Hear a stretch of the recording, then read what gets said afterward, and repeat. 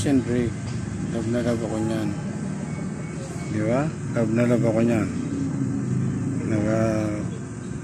Tulog niya sa kamay ko. Ginagawa niyang unan. Di ba? Yan. Oh. Tapos pag pauwi na ako, pakakainin ko na. Pagkasarado na ako, pag nasa labas siya, kapasok na yan.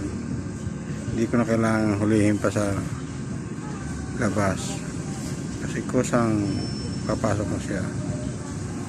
Pero si Big Boy nga, Big Boy yung ano ni Ate Juliet na pusa, nandito tira din yun.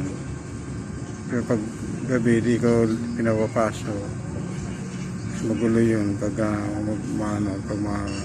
gabi na kasi sa pupunta siguro ng asawa. Tapos kanina umaga may bukol sa katawan niya, sa halos sa unang paa, yung di ba yung kamay, yung unahan may bukol. Baka ang usapan namin na po, baka na pukpok siya, Big Boy. Pukpok na yun, kaya may bukol siya.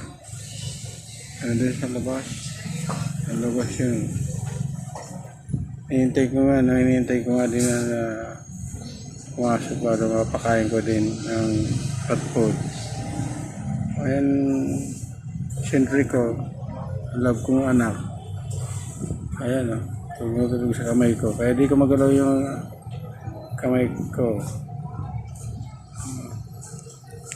Sitrek, babay na, love you. Sitrek, gising na. Sige na po, gising po yan. Nagising, natulog pala, natulog. Pasensya na po sa pagsasalita ko dahil medyo nakadalawang stroke na. Kaya yung iba gusto kong sabihin, hindi ko masabi, pero hindi ko na po sabihin. Ganun talagang buhay ko. Kaya